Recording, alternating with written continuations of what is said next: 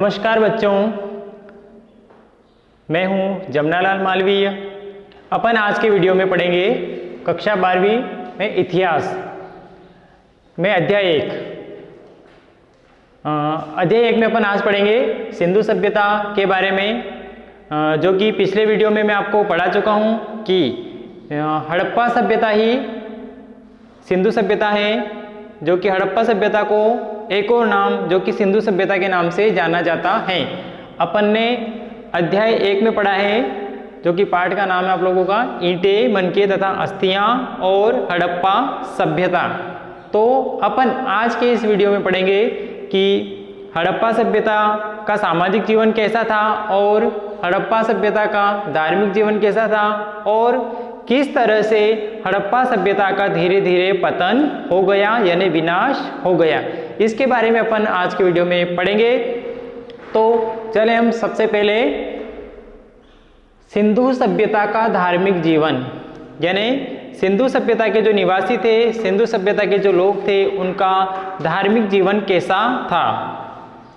तो सबसे पहले अपन बात करेंगे कि सिंधु सभ्यता के अंतर्गत जो लोग थे वो किसकी पूजा करते थे। तो इन सारी चीज़ों की अपन को जानकारी सिंधु सभ्यता की खुदाई जो करवाई गई थी, उस खुदाई से जो अपन को सामग्रियां प्राप्त हुई थी, उसके आधार पर अपन बता सकते हैं कि वहाँ के लोगों का धार्मिक जीवन किस प्रकार का था। सबसे पहले बात करेंगे अपन धार्मिक जीवन के अंतर्गत आएगा मातृ देवी की पूजा, यानी कि सिंधु सभ्यता के लोग मातृ देवी की पूजा करते थे। तो किस प्रकार से कि सिंधु सभ्यता की खुदाई से प्राप्त सामग्रियों में से कुछ सिक्के प्राप्त हुए हैं, तो उन सिक्कों पर मातृ देवी की आकृतियां बनाई गई थी और कुछ आकृतियां ऐसी भी दिखाई गई जहां पर कुछ महिलाएं मातृ देवी की पूजा करते हुए दिखाया गया है। तो इससे स्पष्ट होता है कि उस समय के लोग मातृ देवी के उपासक थे, यानी मातृ देवी की पूजा करते थे। और एक और है अगला इसमें शिव पूजा। तो सिंधु सभ्यता की खुदाई से प्राप्त सामग्रियों में से कुछ आकृतियां या कुछ परिमाण हमें ऐसे भी मिले हैं जहां पर कुछ ऐसे दृश्य या कुछ ऐसी आकृतियां बनाई गई है जिसके अंतर्गत भगवान शिव की पूजा करते हुए वहां के लोगों को दिखाया गया है। तो इससे यह भी स्पष्ट होता है कि उस समय के लोग शिव पूजा भी करते थे। और एक और है वृक्ष पूजन।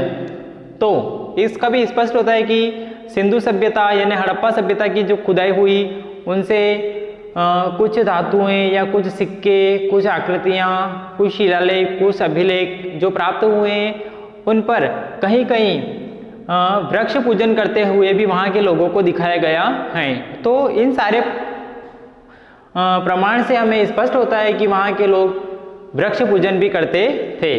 ठीक है, फिर अपन आगे बात करेंगे सिंधु सभ्यता का सामाजिक जीवन, यानी सिंधु सभ्यता के जो लोग थे उनका सामाजिक जीवन किस प्रकार का था। अब सामाजिक जीवन की बात करें तो सामाजिक जीवन के अंतर्गत उनका रहन सहन, खान पान, वेशभूषा, पहनावा आदि किस प्रकार का था, ये सारा सामाजिक जीवन के अंतर्गत आ जाता है। तो सबसे पहले अपन बात करेंगे आवास व्यवस्था, यानी सिंधु सभ्यता के लोग जो थे वो किस प्रकार से रहते थे।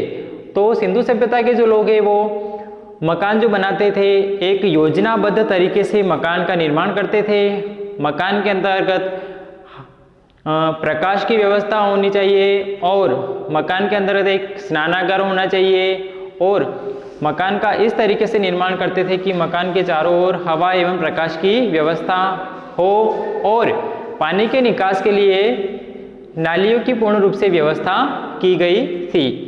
फिर दूसरा है इसके अंतर्गत रहन सहन एवं पहनावा, यानी कि सिंधु सभ्यता के लोगों का रहन सहन और पहनावा यानी कि वेशभूषा कैसी थी।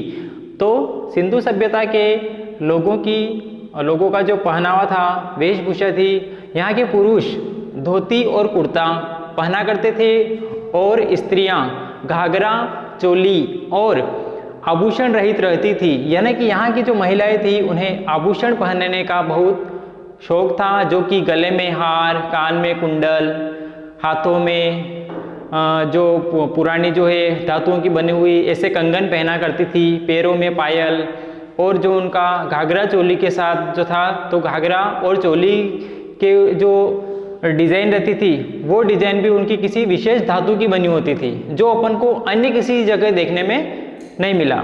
तो इस प्रकार से यहाँ के लोगों का सामाजिक जीवन था। और एक और यहाँ के लोगों का खान पान कैसा था, तो सिंधु सभ्यता के लोगों का खान पान था कि वो शुद्ध शाकाहारी थे। यहाँ के लोग मांसाहारी नहीं थे, वो केवल कृषि और पशुपालन करते थे। तो कृषि से उनको जो सामग्रियाँ प्राप्त होती थी या जो वस्तु प्राप्त होती थी उन सभी का वो सेवन करते थे। जैसे कि पशुओं से इन्हें दूध, दही आदि मिलते थे तो उनका सेवन करते थे, और अनाज के रूप में गेहूँ, चावल, जौ, बाजरा आदि का भी वो खाने के रूप में उपयोग करते थे।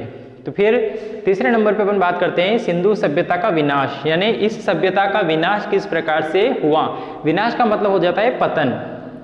सबसे पहले अपन बात करें कि सिंधु सभ्यता का जो विनाश हुआ, तो इसमें कि सिंधु एवं उसकी सहायक नदियों में बाढ़ आना, यानी कि इस सभ्यता का पतन इस प्रकार से हुआ कि यहाँ की जो नदियाँ थी उसमें प्रतिवर्ष बाढ़ आया करती थी, जिससे भी यहाँ के सिंधु सभ्यता के चारों ओर जो कृषि योग्य भूमि थी उन पर रेत का फैलाव हो जाता था, जिससे वह भूमि कृषि योग्य नहीं होती थी और बंजर हो जाया करती थी, जिससे भी इस सभ्यता का विनाश हुआ है। और है जलवायु में क्रांतिकारी परिवर्तन, यानी कि इस सभ्यता का विनाश जलवायु में लगातार परिवर्तन होने से भी इस सभ्यता का पतन हुआ है। और है बाहरी आक्रमणों का होना, यानी कि सिंधु सभ्यता का विनाश जो हुआ है उसका एक कारण यह भी है कि यहाँ पर लगातार बाहरी आक्रमण होते रहे। इस वजह से भी यहाँ के लोग नगर छोड़कर अन्य दूसरी जगह पर बसाहट के लिए चले गए। इस वजह से भी सभ्यता का पतन हुआ है। तो अपन ने आज के वीडियो में जो हड़प्पा सभ्यता, जो कि सिंधु सभ्यता के नाम से जानी जाती है, इसके बारे में अध्ययन किया है। आप लोगों के लिए ये तीनों जो टॉपिक हैं ये बहुत ही महत्वपूर्ण है, क्योंकि एग्जाम में ये क्वेश्चन, इससे संबंधित क्वेश्चन कम से कम एक क्वेश्चन 5 नंबर में पूछा जाएगा, जिसको आप आसानी से लिख सकते हो। और इस अध्याय 1 में कुछ महत्वपूर्ण चीज़ें थी जो मैंने आपको पहले वीडियो में बताई, कुछ महत्वपूर्ण चीज़ें हैं जो अब सेकेंड वीडियो में अपन पढ़ चुके हैं, और कुछ महत्वपूर्ण चीज़ें और बची हुई हैं जिसका अध्ययन अपन अगले वीडियो में करेंगे, यानी कि नेक्स्ट वीडियो में। तब तक के लिए आप इन तीनों टॉपिक को अच्छे से पढ़िए, समझिए, और आपको कुछ डाउट हो तो आप कमेंट्स में ज़रूर लिखिए और अधिक से अधिक वीडियो को शेयर कीजिए।